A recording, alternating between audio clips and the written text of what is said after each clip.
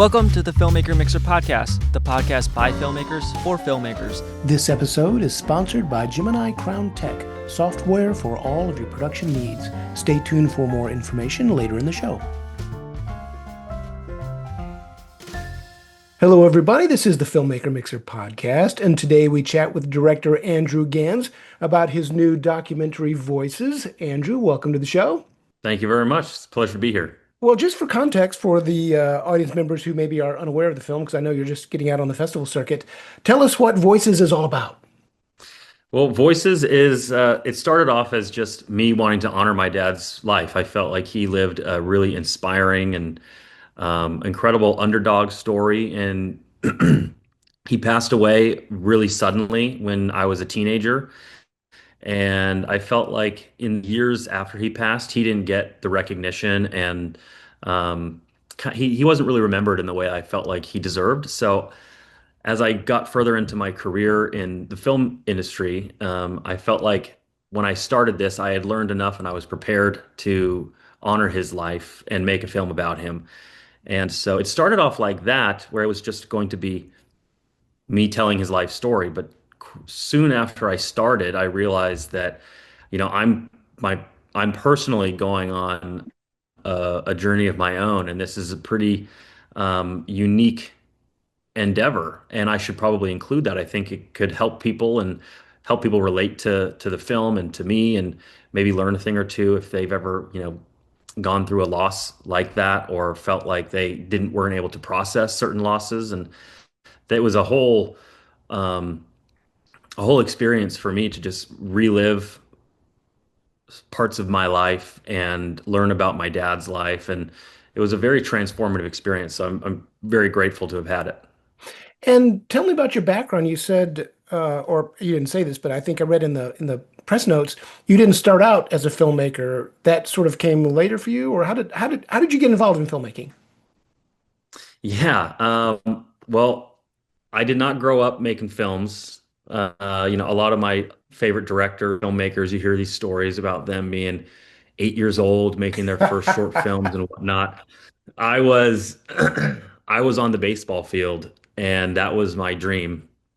I grew up, and I all I wanted to do was be a Major League Baseball player, and I devoted all of my free time to athletics growing up. And I always loved movies.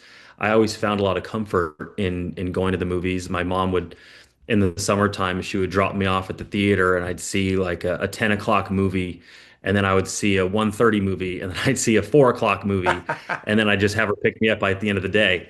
But baseball was my dream, and in high school, I was fortunate enough to be drafted to play professionally, but a injury ended my career shortly after that. So um, once I was no longer able to play baseball, I felt like I had this burning desire to tell stories and still be creative, um, and I felt like filmmaking and entertainment was a unique path, and I was really passionate about it. So I thought I'd give it a shot, and one thing led to another. I started off pursuing acting, actually, but shortly after, I really didn't feel like that was the right fit for me. So I started to the ability to write and produce, and now directing.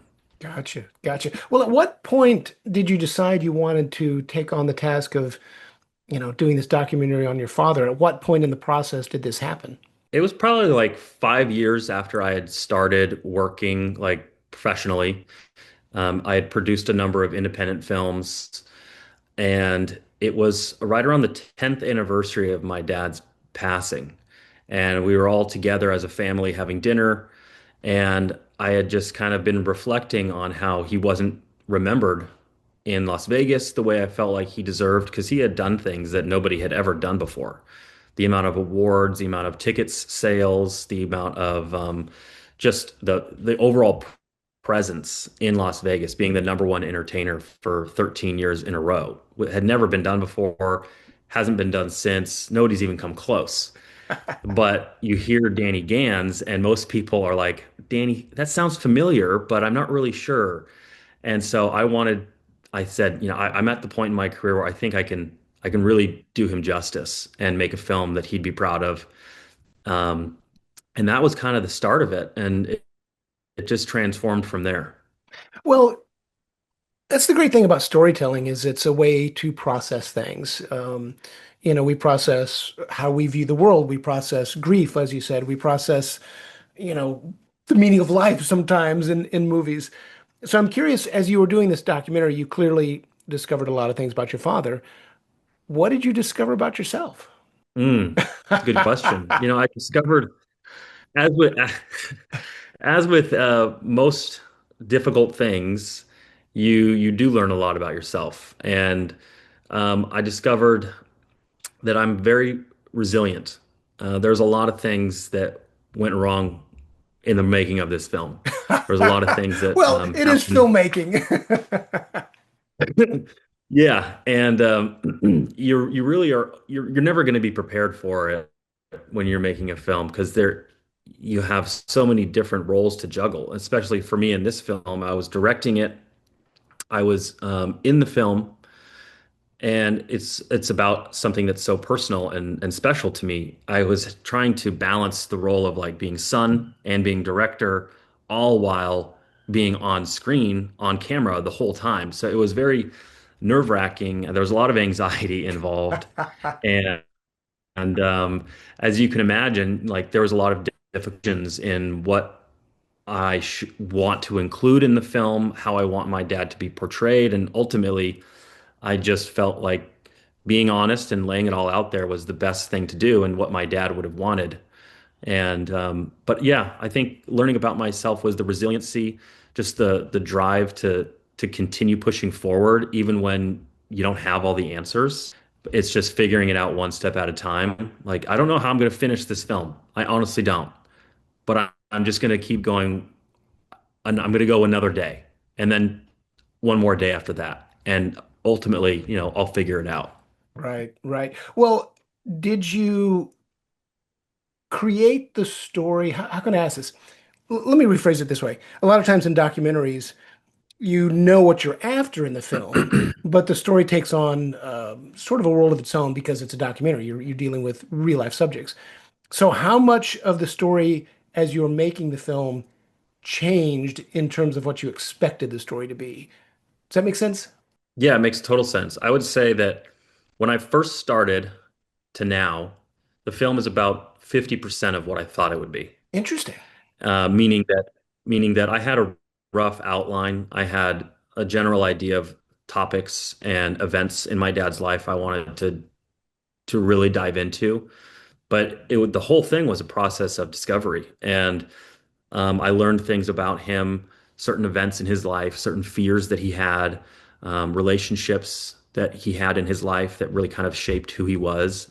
And then all of the struggles with his health and the chronic pain took on a whole new life, and that's a big part of the second half of the film, which is where I feel like we really departed from what I had in my head at the very beginning. And it has a lot of layers. I think there's a lot of depth to the story.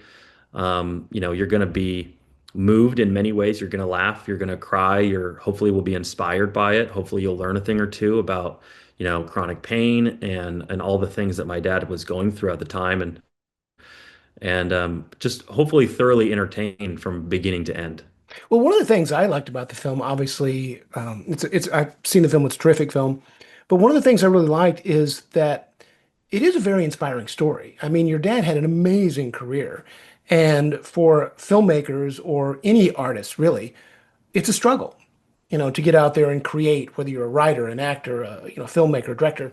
Um, and your dad had a very inspiring life. He just took the world by the horns, as they say, or took life by the horns and built this career. Do you think in doing this documentary, did you get inspired to just keep pursuing filmmaking and keep working and just keep perfecting your craft? Absolutely. I definitely did. Learning about a lot of my dad's struggles, like early in the film, you see that his dream was also to be a professional baseball player, and he suffered a career-ending injury. And so he had to completely reinvent himself and take a little skill that he had that he never thought he'd do anything with, which was doing voices. He just thought he was a funny guy to have in the locker room, you know? And he turned that into an entire career. And I think what was so inspiring about that is because, similar to what I was saying earlier about how there were times where I didn't know how I was going to finish the film and didn't know if I could even continue making it because it was so emotional, you know.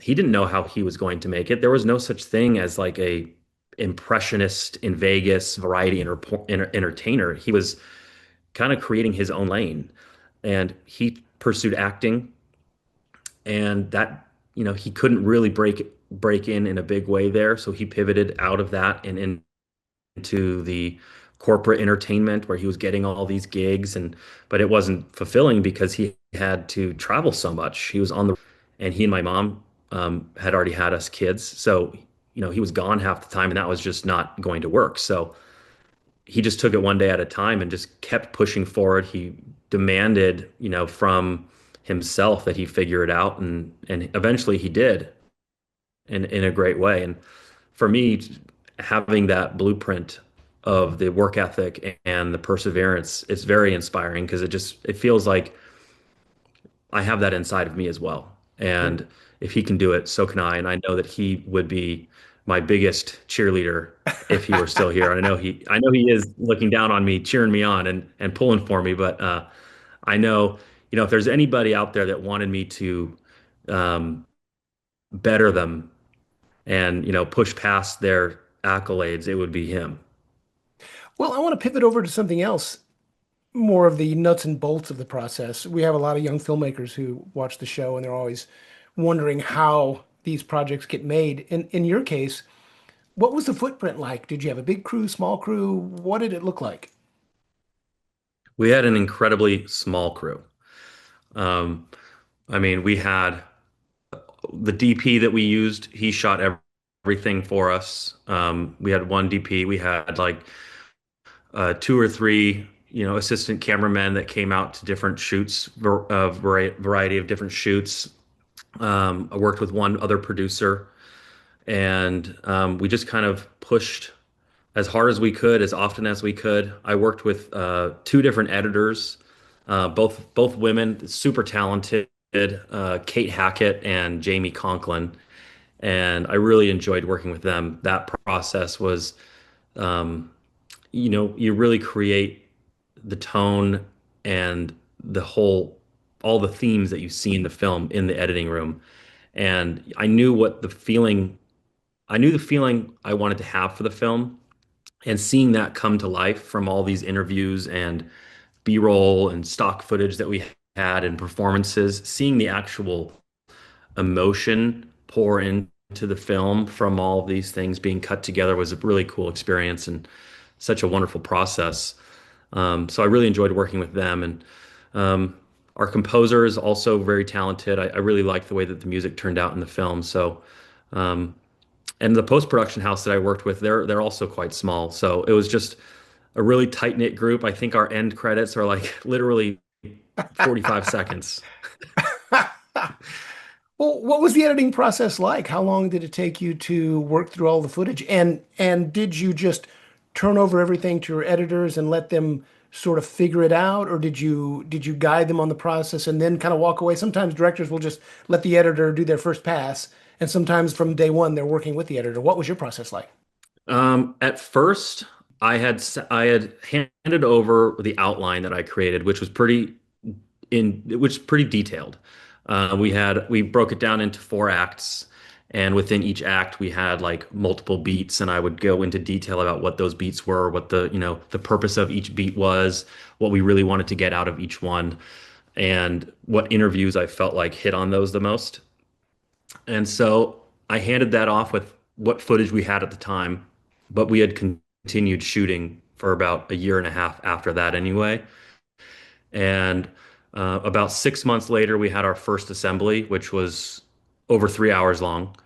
And then we started incorporating the other interviews, and just trimming it down. And at that point, I started getting more involved on the day to day, sitting in with her, and then when we handed it off to our second editor, Jamie, that was where we just were really fine tuning and working on each beat in every detail and incorporating the music. And that's when we started to input those little short animations that we have in the film. So it kind of, as the process progressed, I got more and more involved.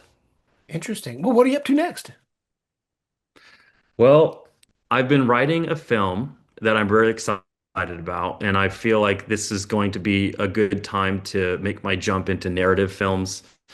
So I've written a film. It's a crime noir drama, and it's about two brothers in the world of high-end cooking and how they get drawn into their criminal past. Interesting. Interesting. Well, before we wrap up, for people who want to follow you and your career, how can they track you down? Are you a social media guy? How do they see what you're up to? Yeah, I have a little bit of a presence on social media. You can find me on Instagram at Gans_Andrew. I'm pretty much on there. But yeah, I'd love to interact with anybody and get to know your fans. Awesome. Well, Andrew, it's been great chatting with you. Don't hang up. I'm going to stop the recording here in a second. I just want to chat with you just for a brief moment. But I know you're going to be in Austin. Hopefully, we'll get to meet up while you're here. And in the meantime, best of luck with all the things you're working on. Absolutely. Thank you so much. Really appreciate it. All right. Take care, man. This episode is sponsored by Gemini Crown Tech, owned and operated by Stephanie Moore and Stephanie Harrison. We at Gemini Crown Tech have covered all your production management needs with our proprietary software. Please visit our website at www.geminicrowntech.com and use the code FMP for Filmmaker Mixer podcast listeners, so we know how you heard about us.